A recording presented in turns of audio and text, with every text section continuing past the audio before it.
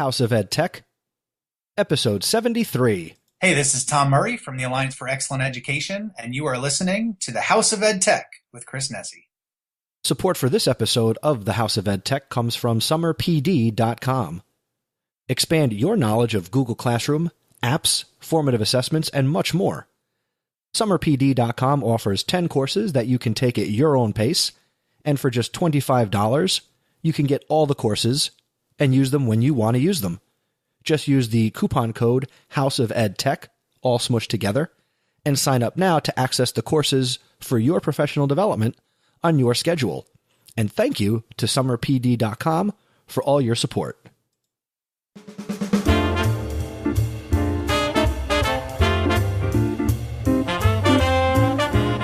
Welcome to the House of EdTech podcast. I am your host, Christopher Nesi, and the House of EdTech explores how technology is changing the way teachers teach and the impact that technology is having in education. My objectives include discussing technology that is changing our classrooms and schools and sharing tools and tips that you can hear about today and use tomorrow. I talk to teachers, leaders, and creators just like you and have them share their stories.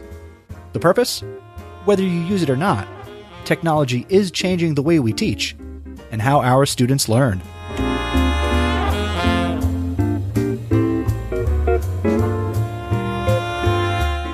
And welcome back inside the House of EdTech. If this is the first time you're joining me, welcome, welcome, welcome.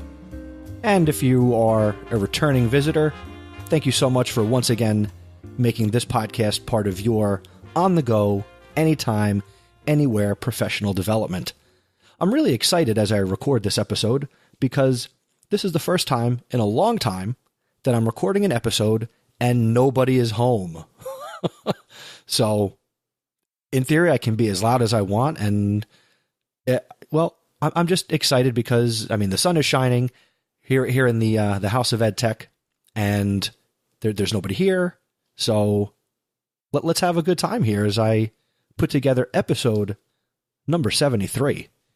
Coming up in the episode, I've got my EdTech thought, which is called How to Get Better at Taking Feedback. I have a House of EdTech recommendation, and I'm going to share with you a great tool to create digital lessons in less than 5 minutes. So I'm very excited to share that. We've got a House of EdTech VIP, and my featured content for this episode features a conversation I recently had with the wonderful Emily Gover, who you remember from just last episode, number 72, but this time she brought along her friend and mine, Mr. Steve Isaacs, who is a former House of EdTech VIP. But before we get into the main segments, really quick, I have one piece of feedback that I'd like to share. I'd like to thank Simon Yude from Australia, who left an awesome iTunes review, and Simon said, quote, "Chris is a leader in educational technology integration and in podcasting. His show is always full of ideas and possible integrations that can be made across multiple subject areas and in many diverse grades. He encourages his audience to engage and provides value in the message he shares." Thank you so much, Simon. I really appreciate you taking time to leave some feedback in iTunes. And for you who is listening, if you are interested, just head over to iTunes and go to the House of EdTech page and submit your rating and a review for the show. And all your words are one of the factors that encourage me to continue to make this podcast, in addition to my own love for creating content and the show and doing this for you. So thank you in advance if you leave some feedback. I really appreciate it. And my second announcement, once again, the 2016 House of EdTech Smackdown is coming soon. It's going to be aired in episode number 76, which is coming up very quickly, as this is episode 73. Episode 76 will come out on December 18th, 2016. And I want to do a quick thank you to those of you that have already sent in your audio submissions. I'm looking forward to putting the whole episode together, and there is room for plenty of other submissions for your favorite apps, recommendations, websites, resources. So send me something. It doesn't take that long. I'm looking for something that is, a minute, 2 minutes in length, where you say who you are, how to connect with you, what the tool is, what the value is, and you'll be in the episode, and I have plenty of room. So the only rule that I have, though, is that there are no repeats. So go back and check the first two, which can be found in episodes number 26 and 51. And I don't want any repeats. So let's give me new things, and we'll create the best House of EdTech Smackdown yet. Submissions will be accepted until December 1st, 2016, and you can send them in via any method of communication that you choose. Just go to chrisnessy.com/feedback to make your choice. And now, my EdTech thought.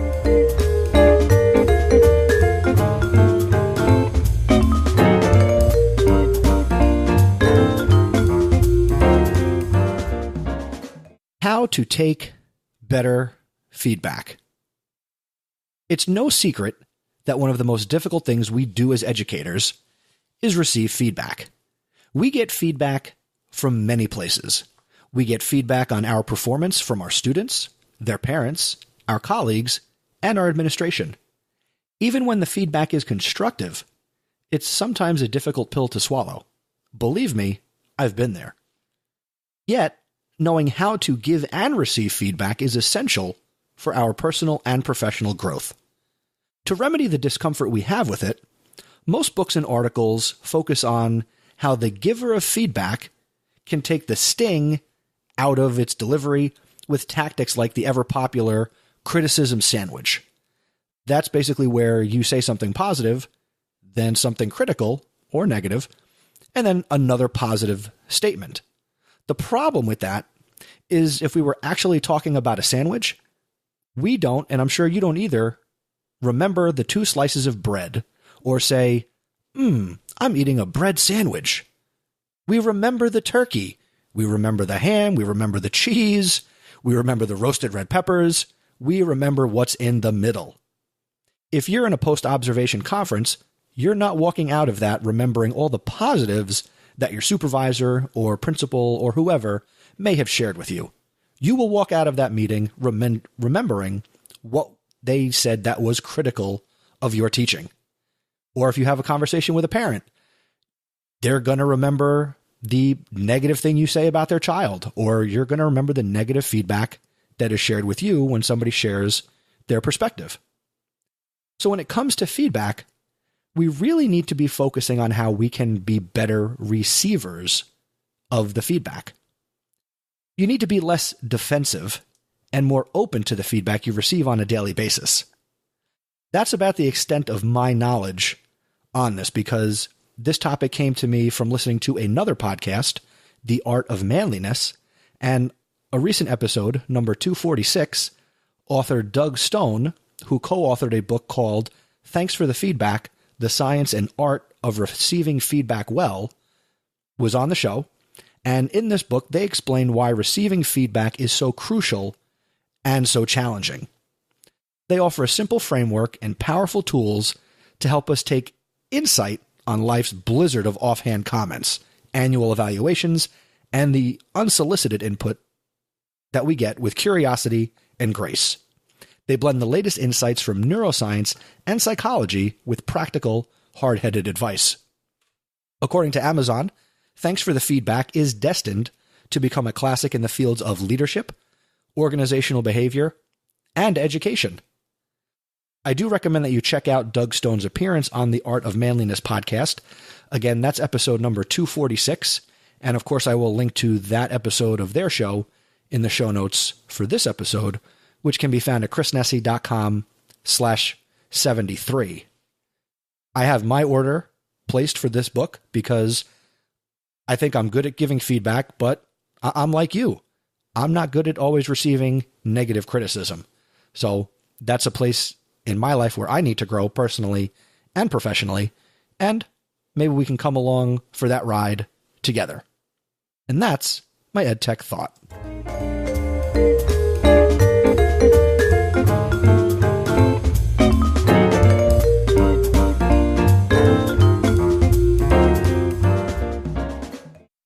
And now for this episode's House of EdTech recommendation, I'd like to recommend that you check out TES, Teach with Blendspace.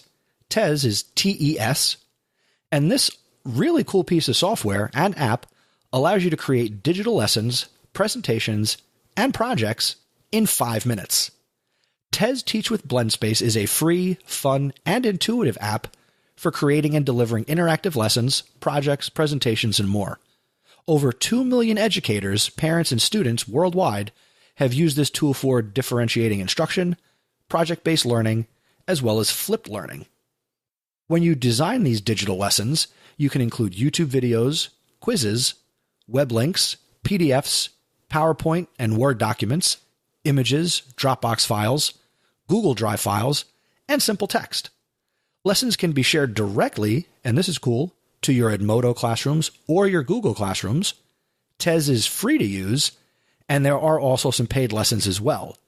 You can find this by going to tes.com/lessons, and again, that's tes.com/lessons. And now real quick, I do want to play a short video clip, but the audio doesn't make you feel like you need to be watching the video. 1 minute and 23 seconds, and this is from TES Teach with Blendspace.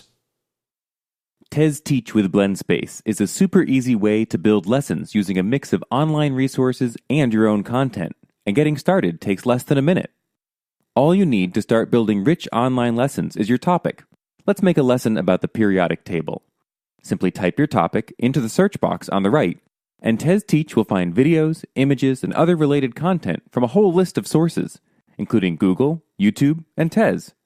TES is a marketplace that helps educators discover free and paid teaching resources created by other teachers. Just drag and drop items from the results into your lesson. You can even upload files right from your computer. Or use the Add Text button to type directly into your lesson. The rich formatting options make it easy to explain advanced concepts to your students.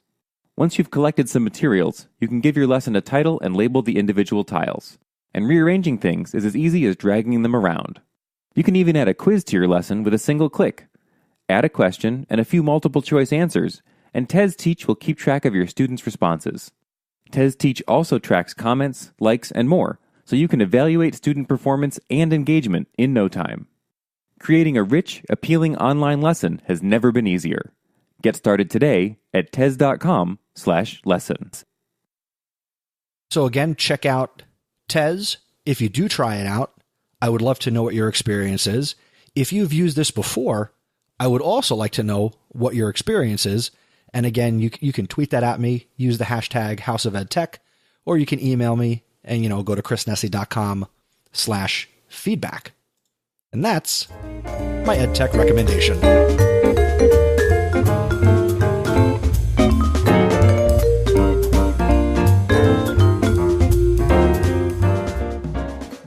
So I'm really excited to share this conversation with you that I had with Emily Gover and Steve Isaacs. We learned a lot from Emily in the last episode, and in talking when we weren't recording, she shared with me the fact that we didn't talk about EdTech Bridge. So I said, I'm sorry, I stink. I screwed up the whole interview. But why don't we get Steve to come in with you, and you can both talk about EdTech Bridge and what that's all about, so more people are aware of it, both as teachers and the EdTech industry. So without further ado, here is a conversation about EdTech Bridge with Emily Gover and Steve Isaacs.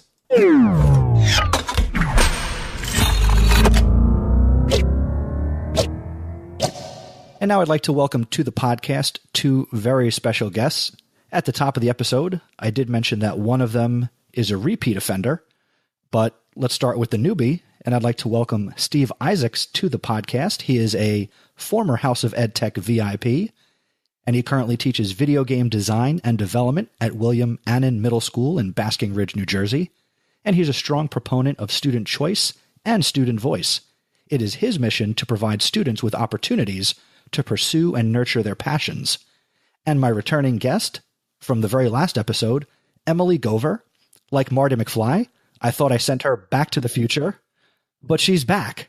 Well, actually, she never left, and she's been waiting in the House of EdTech since the last episode for this conversation to take place. Welcome, Steve, and welcome back, Emily. Steve, how are you? I'm doing great, Chris. Thank you. How are you doing? I am doing very well. Thank you for taking time out of your busy schedule from your loving wife and wonderful daughters to be here on the podcast. My pleasure. And Emily, how are you? I'm doing well, Chris. Thank you. It's good to be back. And I appreciate the Marty McFly comparison. Sadly, there's no DeLorean in my life, but maybe someday. I'm sure we all have that same dream. Probably. So the reason that I brought you here, Steve, is because Emily said I needed to get you here on the show so we could talk about EdTech Bridge. So let's start there. Steve, what is EdTech Bridge? Okay, so EdTech Bridge is basically a community with the mission of bringing together EdTech stakeholders to collaborate and actually, very importantly, develop relationships to provide opportunities to collaborate and build better EdTech products, with informed voices involved, including students, educators, developers, EdTech companies. When you say relationships, who are the stakeholders that we're talking about? I'll go back a little, maybe a little history of EdTech Bridge. And, where it was founded was out of this need for developers and educators wanted, the opportunity to work together. It also seemed kind of clear that many people didn't know how to get that going, So, in my case, I had a history of working with people like Katya Hott at BrainPop, and previously when she was at GameStar Mechanic, and other people related to products that I was using in my classroom. But the beauty was when we ventured past the email asking for some support into the relationship of, hey, how can we work together? Or, hey, I think it's great what you're doing with our product. Can we talk to you? And, things like that is when, it became really substantial in terms of, just like I say, those relationships. And Emily's been a huge proponent of the same thing in all of her work. And again, we follow each other around from company to company because when she was at EasyBib, we had a great relationship in terms of providing feedback and her, very interested in teacher feedback and such. And now that she's at FlowCab, that just continues. But it's really the people part that is beautiful. It goes outside of the cold call or the, hey, we have a product that's great for your classroom when you don't know anything about my classroom, that kind of thing. I think that is critical because we're teachers. We're in the classroom. We're not always, I don't think any teacher is really in a position to have their own budget to spend and purchase software or hardware or so many of the things that I would do in the classroom or that you're even doing in your classroom. Now with that, Emily, how did you get involved with, I guess, this movement, this EdTech Bridge from your side of it? Yeah, so I think it was probably early 2015, and I've been pretty active on Twitter for a while in terms of using it to connect with educators and other EdTech companies, but it was always in a very siloed capacity.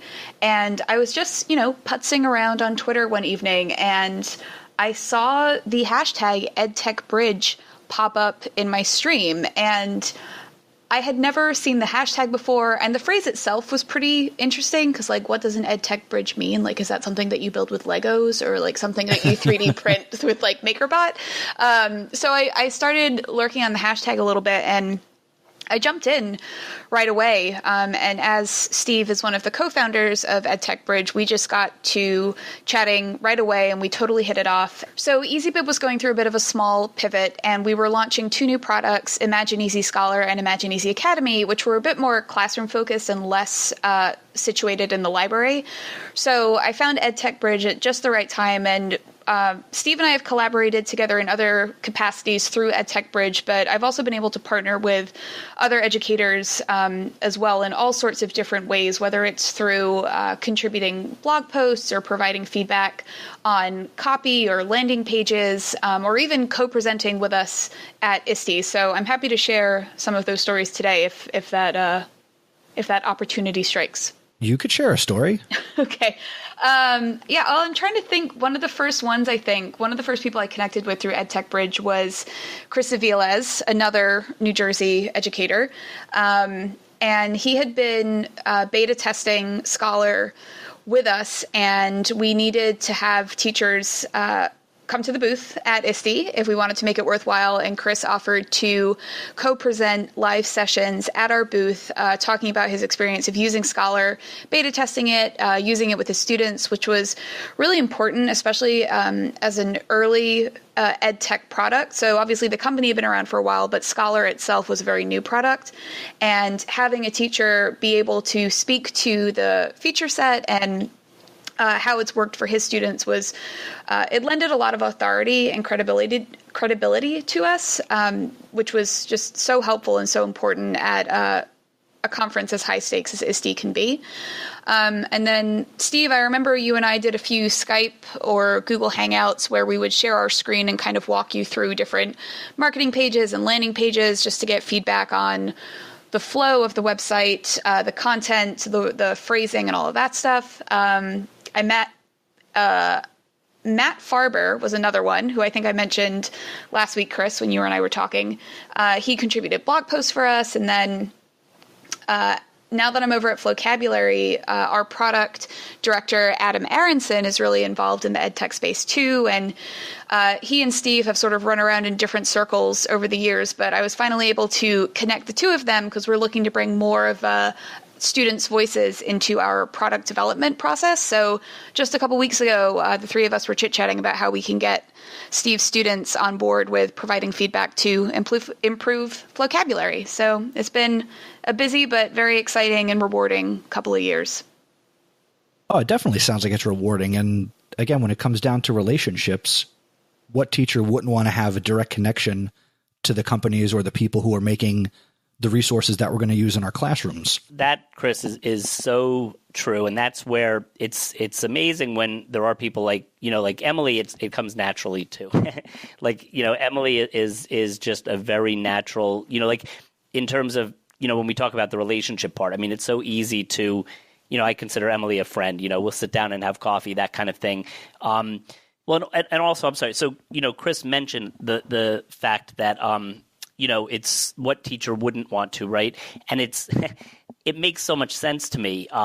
I've always I use certain tools in my classroom, and when I started to learn that I could have, direct contact with these developers, it was like it opened this huge, door, and it was just that. It was like some of the products I was using, I would start to, beta test future versions, coming versions of the product and things. And to me, that was great.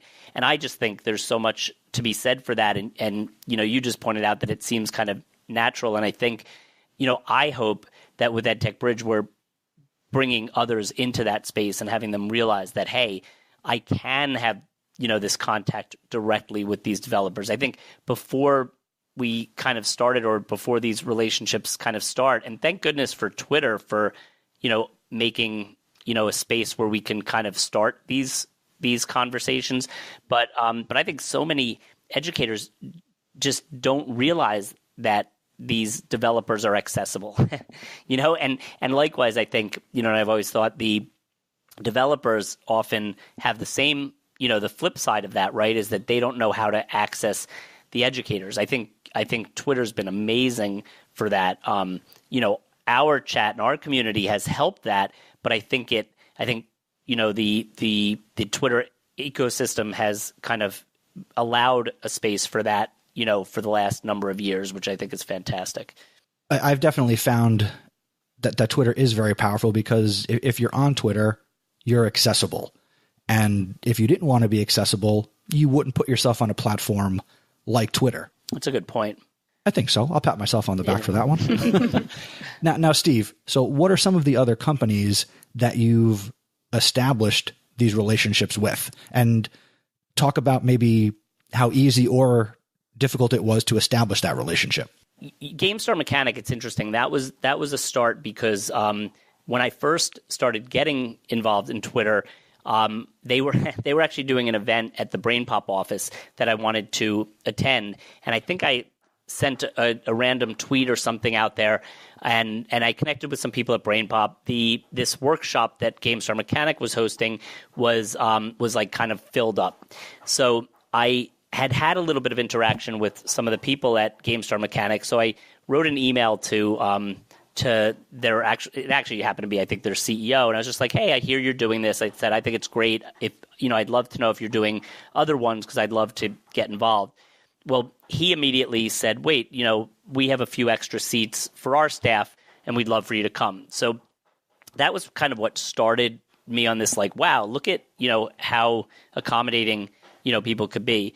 That got me into the BrainPop offices, which led to somebody at BrainPop introducing me. It was Allison at BrainPop Allison Levy introduced me to Jessica Millstone while I was at their office to share what I was doing in the classroom. Jessica Millstone happened to be doing research on educators using games. So she asked if she could come they did a case study of my classroom where they came and filmed and all this, which was just phenomenal. And that, each of these things started to, build on this idea of like, wow, there's this whole community out there that I really want to be part of and can be. And then over the years, another product that I use extensively is Game Maker Studio. Yo-Yo Games is the company. I started to reach out to them. And a lot of this, again, was like these tweets here and there. And then I kind of approached them because I felt like they needed more educational kind of tutorials and content for, teachers and students learning to use their software. So we got to talking, and before I knew it, Mark Suter, another educator using Game Maker, and I were creating a whole educational space on their website with content. So again, here it is, I'm willing to do this work because there was a great, it was providing something for a lot of students and educators, and they were interested in bringing us on board to do this. So that was a really neat opportunity.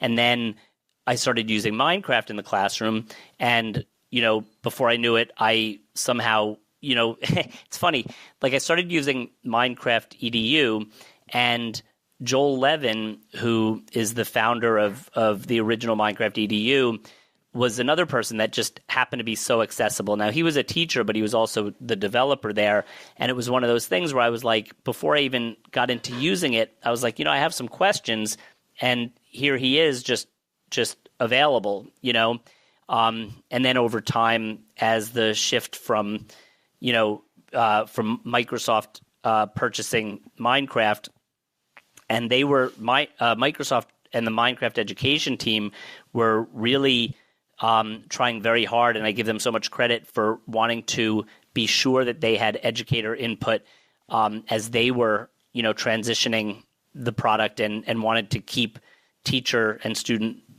voice very close to the product development.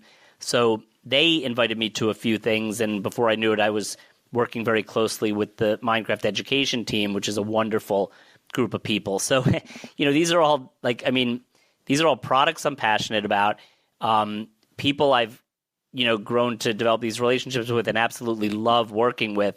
So it's enhanced not only my professional opportunities, but my, just excitement about the products, because being involved in, furthering, talking about and informing the development of these products and getting my kids involved. So my kids were beta testing the education edition of Minecraft last year, and they've been involved.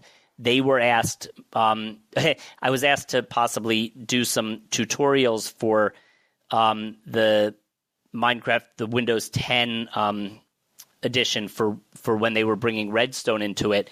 And, true as it is, I said, I'd love to, but my kids are the ones who would be better equipped at that. So Microsoft got involved with my students and had them involved in that process, and they created tutorials that were then featured on the Minecraft site.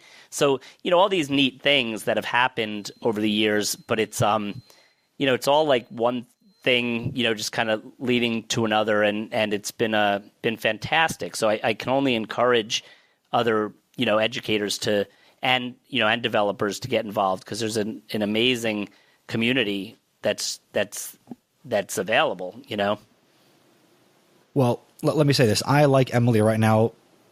Her pen is probably as much on fire as mine is. So now, Emily, for you, being that you're on the other side of the fence that you're both trying to knock down and build bridges across, what is your, I don't know if this would be your personal view on it, or if this is the view that a company like Flocabulary takes on this. But what goes into building these relationships from the corporate side? Right. Well, I think first and foremost, it has to be like the concept of connecting with your end users in a very authentic and genuine way has to be something that, the management level people, the C-level people believe in and want to kind of integrate throughout the entire company. It's definitely a much harder battle if someone on the marketing team or a community manager, let's say, wants to prioritize that. But if higher ups don't believe in it too, then it's not going to work. And I also just wanted to add, I was kind of processing everything that Steve was saying, and just any disappointments that teachers may come across when reaching out to EdTech companies. And there's so much noise in the EdTech space. And as on the vendor side of things, obviously, there's a lot of competition there. But even for teachers to find tools that they're excited about, that their students like, I just think it's really irresponsible and foolish of EdTech vendors to not follow up on outreach from educators or to prioritize their feedback and input to really drive product development and marketing or other areas of the business. And I'm very happy to say that during my time at EasyBib, and especially now at Flocabulary, that is something that is not even in the back of the minds of our teams. It's something that's really at the forefront, especially on our marketing teams, our product teams, and even our curriculum teams. And at Flocab, we have a wonderful community and partnerships manager, Molly, who really oversees all of the outreach. And this can be done, digitally through engagement on social media or through emails. But we also schedule a lot of class visits, too, with local area schools primarily in Brooklyn, but all throughout New York City. And that's just a great way to bring all members of the Flocab team into the classroom to see how teachers are using it and how students are reacting to it. And it really informs everyone at the company. Like, you think maybe engineers or product scrum masters wouldn't have any interest in how that works, but it's so instrumental and it's so critical to building a product that's going to be successful that I'm just really happy to be working at a company that places such a value on that. I was just going to say, it's funny because I hear you talking, and I think it's just wonderful. And for one, I mean, the Flocabulary team is awesome. The EasyBib team was awesome. But you create that, Emily, which is really special. And granted, either you are great at engaging the other people and bringing them on, or I believe you've found two companies with a great culture. But really, I was not so familiar with Flocabulary, but Emily was at Flocabulary. So all of a sudden, I'm a fan of Flocab, and I'll follow Emily wherever she goes. So that's just something that's important to note, that if more companies had, somebody that's really a champion for that, I think I think they're very lucky to have you. That's so kind of you, Steve, to say. And I think, I feel like having authenticity and just being a real, genuine person when you're talking to educators is a big part of it. And I don't really know how to be anyone except myself. And that seemed to work pretty well, at least working with teachers and librarians. But to that end, I do think, a lot of times educators just inherently have their guards up. And Steve, I kind of talked about this when we were at South by Southwest earlier this year when we were doing our panel. And I think EdTech Bridge really provides a venue where educators and EdTech vendors and the people that work for them have this place where it's an open and welcoming community for you to ask questions and pick their brains. And there's so much value in getting user feedback, but there's also a lot of value in getting feedback from people who have never used your product or have maybe even never heard of your product. And I mean, I know, Steve, like you were saying, you hadn't really used or heard of vocabulary that much before I moved over there. And like I was saying earlier in this podcast, just a couple weeks ago, we were talking about ways that we can bring your students' voice into the product development process. And that objective feedback is equally important as the feedback that we get from, from our loyal users. So you should definitely, EdTech vendors should definitely tap into their existing user base to get that feedback. But using something like EdTech Bridge is an invaluable way for you to reach teachers who have potentially never even heard of your product and to educate them on it too. So definitely instrumental in a lot of my day-to-day work. Thanks. Yeah, that's interesting because I often think of it like our goal is to connect people with the EdTech developer that would be most in line with what products the teachers would be using. But you're absolutely right that I think the community, and I hope that, I believe that is the truth, but I think some of these relationships that form is like, I like you. Let me, I'd be happy to look at your product, that kind of stuff that comes naturally. And that's neat. That's a neat way to look at it. If I could jump in for a second. No, this is the Steve and Emily show now, Chris. Sorry. Hey, this wouldn't be the first time my show got taken over, so I'm totally okay with it. But Emily, I'm going to bring up the past, so another BTTF reference. Okay. In our last conversation in episode 72, we talked about why don't you have a podcast? And something you said and what Steve was talking about, I know what your show could be. Oh, and yeah?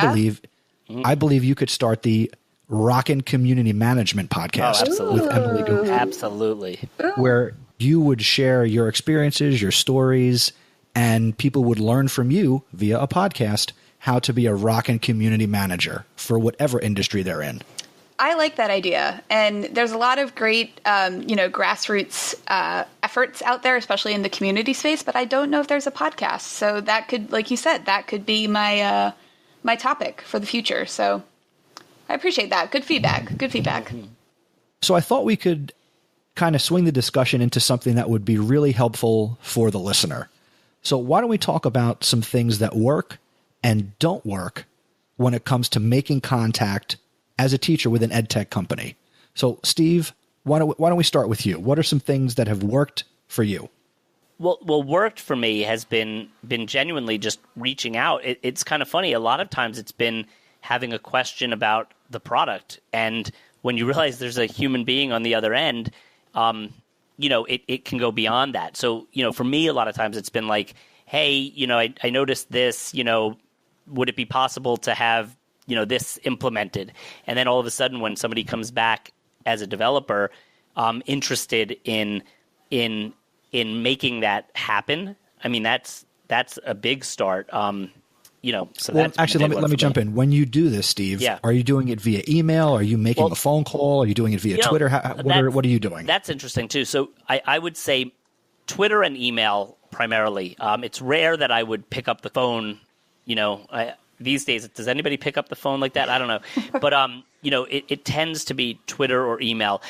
Back when I started doing a lot of this, I think it was email because I really, that was before I was quite getting this whole Twitter thing. So in other words, or a feedback form on a website, which you think is going to go nowhere. And then actually, again, there's some magic to a human being responding on the other end. And that's where I think Emily, is that human being a lot of times. So that's a one that works. I do have a great one that doesn't work, though, that I just love to share. I have a friend on Twitter that whenever this happens, she or I either, take a picture of it and send it to each other or email it to each other, is when you get this email, and I kind of mentioned it before, but from a company that says, we have a great product for your classroom. This would be great for your class, and it's a product that either, first of all, has nothing to do with anything that I teach. And even if it does, it's so impersonal that it's not going to go past that. So when I kindly write an email and explain to the person on the other end what EdTech Bridge is and how we'd love for them to join us. And interestingly, it's rare that that person joins us because, they're accustomed to this approach of like cold calling, and somehow that's who they are, They just want to leave you a message or interrupt your dinner. Exactly. I think so. Yeah. So, Emily, what can you share with us about, again, the business side of what works and what doesn't work for teachers? I feel like a common theme that we've been talking about during this whole conversation is like authenticity and being genuine. And I think that's definitely a two-way street. So you should definitely just, be real with the people that you're talking with, whether it's a community manager reaching out to a user or it's a user trying to contact the company. People are going to be more likely to respond to you if you write to them like a human being and using, more kind of colloquial language, I think. And I know for me, some of the best feedback that I've gotten has just been the brutally honest kind. And obviously you might need to gauge sort of the personality type of the people that you're working with. But I know, again, going back to Chris Aviles, when we... part of the relationship that I've had with him at EasyBib, not so much at Vocabulary, but hopefully at Vocabulary eventually, was I sent him some of the flyers that we were looking to hand out at ISTE, because he was co-presenting with us a couple of sessions at our booth, and he wrote back just this essay of all of the things that were wrong with with these flyers, and I showed it to my manager, and he was like, "Oh my God, like we're doing such a terrible job." I was like, "No, but this is what we need. This is the only way that we're going to know how to improve. We could do we could read a million different articles and do focus groups and all this and that, but sometimes just dropping an email to someone and asking for feedback is the easiest way and the most efficient way too, especially with someone like Chris Aviles, I think." And similar to what Steve was saying about the easiest way to contact people, I think for me, and a lot of community managers who sort of spend an unreasonable amount of time on social media, Twitter is definitely the easiest way to hear back from me over email. Like my inbox is just a permanent disaster area. And I also know too, just when you're looking to build a relationship with either an EdTech vendor or an EdTech vendor trying to build one with an educator, and you schedule a time to chat, don't do it over email and don't do it over phone. Like use Google Hangouts or Zoom or Skype or any of those web conferencing softwares, because I do think there is something to be said about video chatting with people, like being able to put a face to a name or a Twitter handle or a voice that you hear on the phone. Really, it does something to help build that relationship with the person. And that was something I did at EasyBib a lot. We had a lot of amazing educators contributing to our blog, and I made sure that every time I started working with them that I scheduled a time for us to do a Google Hangout and just kind of, hang out and talk and get to know each other a little bit, very informally, but just showing that you're a real person on the end of an email address is really important, I think, and it does a lot in terms of building relationships. Let's take an opportunity and let's pimp the chat, because it's more than just the idea of the conversation. There's actually a conversation that takes place, and there are a number of outlets for teachers and the developer to be in the same space, but in some different places. So Steve, what are some ways that people can get involved in EdTech Bridge? First and foremost is the weekly chat, which is 7 to 8 p.m. every Wednesday night. The beauty there, of course, is that it's a real-time, chat and great community and great, very friendly, fun place to be for an hour. But we do also have a Slack channel that's more of a persistent dialogue. So, and we'd love to get more involvement there. So if you're interested in that, I don't know if you, with the podcast, give, my contact info or whatnot, but anybody can get in touch with me and I'd be happy to invite them to the Slack channel. And we also have a Facebook page, that's just another, avenue for just posting, simple, quick stuff, as well as, things related to the chat and all. Now, only because I'm curious and I think about crazy things like this, between the Twitter, and I don't mean the Twitter like, oh, the Twitter, I don't know what I'm talking about. I mean, between the Twitter, the Facebook page, and the Slack, where do you get the most engagement Definitely Twitter. The others are a nice, place for. The nice thing about Slack is that if and Emily's great at using Slack when she has an idea for like, hey, I'm looking for an educator who might be interested in chatting about such and such. It's great because you could just toss it out there and somebody could reply right in line in Slack. But the Twitter chat, that hour every week, that's what's so personal, is when people are really brought together for that period of time, and it's like, you feel like Norm in Cheers, when you pop in. So it's nice. I mean, that part is special. Emily, Steve, and any last thoughts on why a teacher or a company should get involved with EdTech Bridge? Emily, we'll start with you. Sure. So I did actually just have an idea that came to mind that we actually have not covered yet in this podcast, which is EdTech Bridge is also a great way for EdTech companies to connect with other EdTech companies in a non-competitive or like confrontational manner. And by that, I mean, I was saying before, there's so much competition, there's so much noise in the EdTech space that sometimes people may feel a little wary about reaching out to other EdTech companies because they don't think they'll want to connect or learn from each other or share, experiences or lessons learned.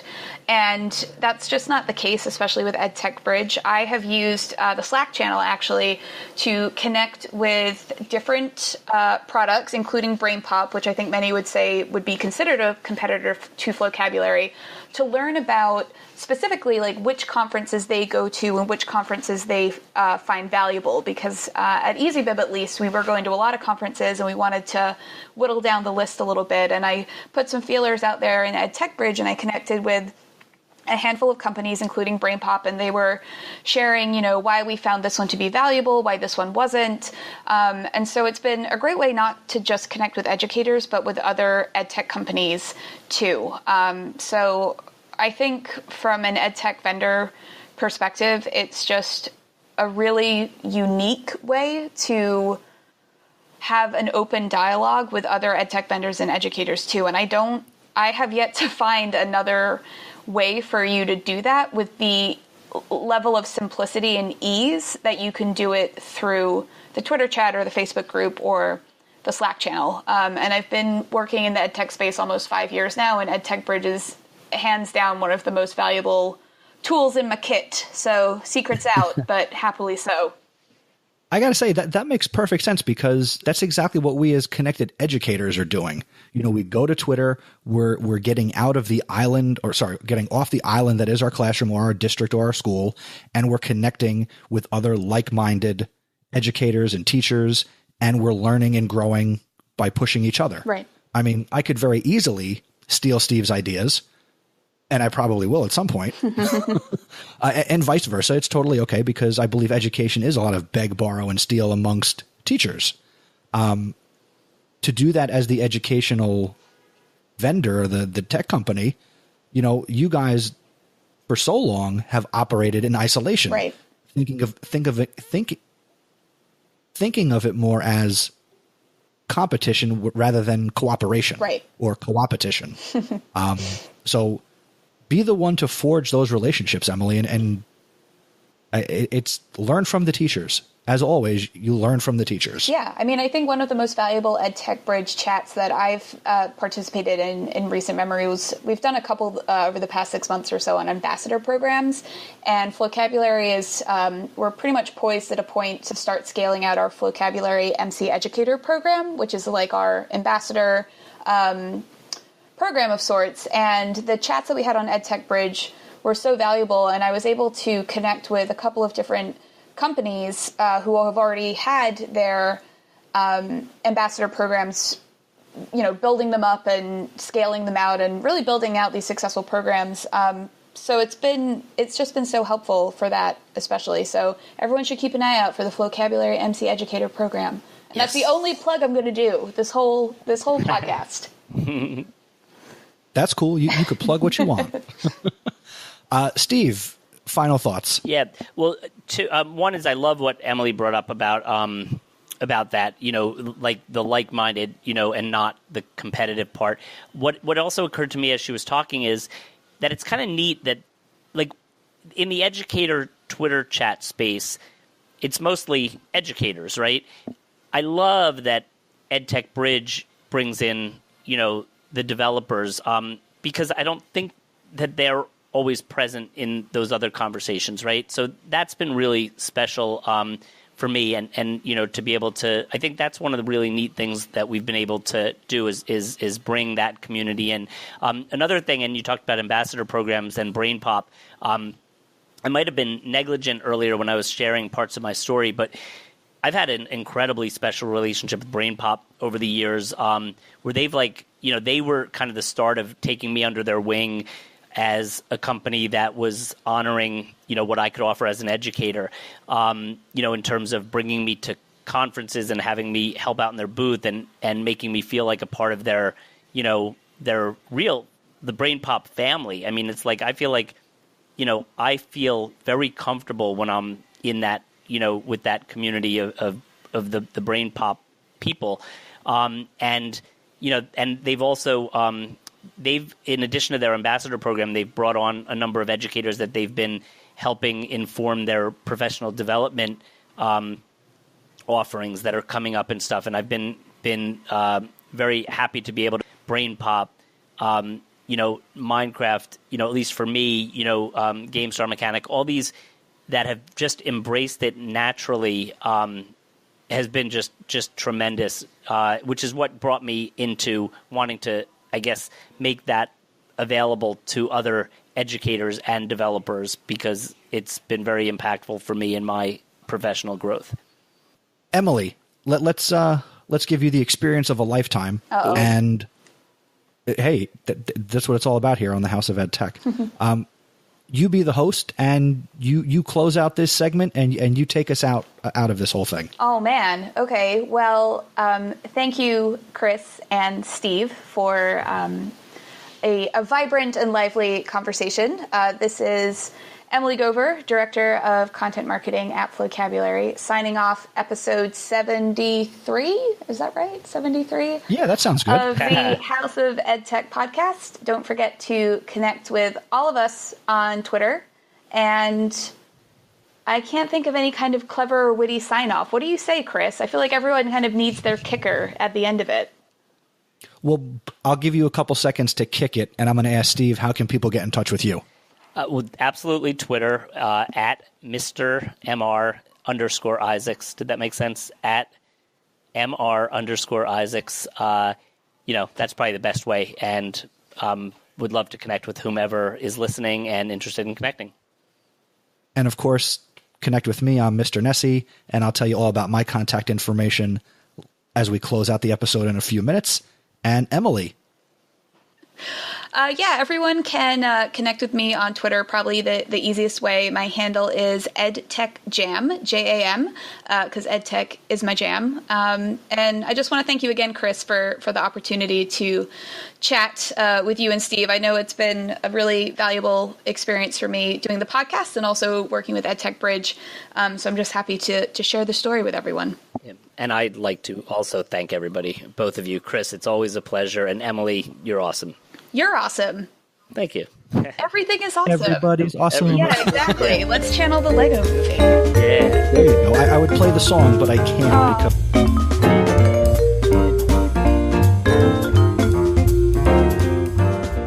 because... Yes, everything is truly awesome. Thank you again, Emily and Steve, for taking time to be on the House of EdTech. Make sure that you do connect with both of them, and also make sure you check out hashtag EdTech Bridge on Wednesday nights at 7 p.m. Eastern on Twitter, and also connect with EdTech Bridge on Twitter. It has its own user account, and that, of course, is at EdTech Bridge. And now, let's meet this episode's House of EdTech VIP.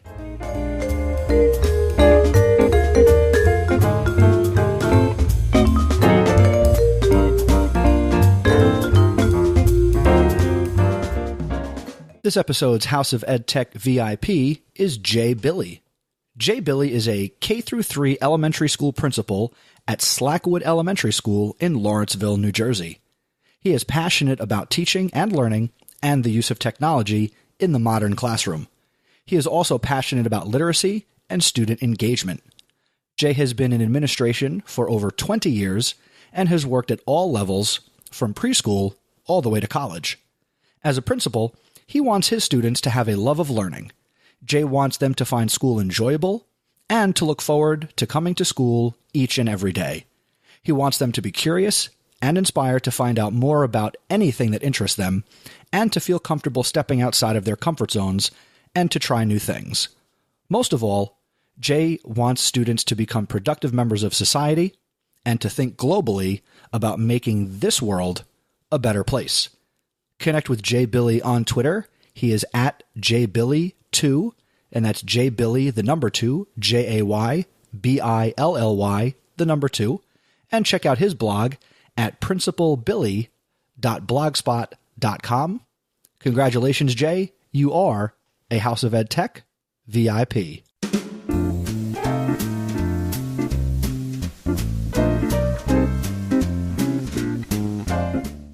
And that is going to do it for episode number 73 of the House of EdTech podcast.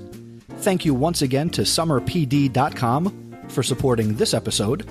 And remember, when you go over to summerpd.com, just use the promo code House of EdTech, save yourself a little bit of money, and get some on-demand professional development. I'd love to keep the conversation going from this episode. Head over to the show notes page at chrisnessy.com/73.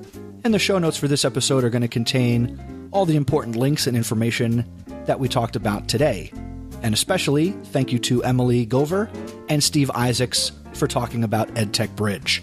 It's a fantastic chat, and I hope you can take some time on a Wednesday to join in. I would love to connect with you and hear your thoughts on the information and resources shared in this and every episode. You can do that by leaving a comment on the show notes page, or you can go to chrisnessy.com/feedback, and that's going to give you my email address and the many ways that you can connect with me and the podcast. The fastest way is Twitter. My Twitter handle is Mr. Nessy, MRNESI, and just use the hashtag House of EdTech. Now, you enjoy this podcast, and I thank you each and every time I come onto the airwaves. But I'd like you to do two things for me. Number one, tell somebody. Tell somebody else about the House of EdTech. Word of mouth is the best way that you can share this podcast, and guess what? Any podcast that you love and enjoy. And I'd also like you to rate and review the podcast on iTunes. Your rating and honest review will help to keep the House of EdTech front and center for other educators to discover and enjoy. I'd also like to thank my awesome supporters, Peggy George, Mark Grindell, Dan Gallagher, and Jeff Herb. They are my patrons, and they went to chrisnessy.com/awesome, and they help to financially support the House of EdTech, and I really appreciate that. I'd also like to give a special shout out to Mr. Jeff Herb, who just launched a new podcast called Light Up EDU, and that's a podcast that he does with a coworker of his, and it's on the Education Podcast Network, so you can go to edupodcastnetwork.com to check it out. The next episode of the House of EdTech, number 74, is going to be released on November 20th, 2016, and I'll be speaking with Angela Cleveland, Saki Mehta, and Sierra Gratali about women in STEM. Until next time, thanks for joining me, and remember, using technology isn't difficult. Just give it a try.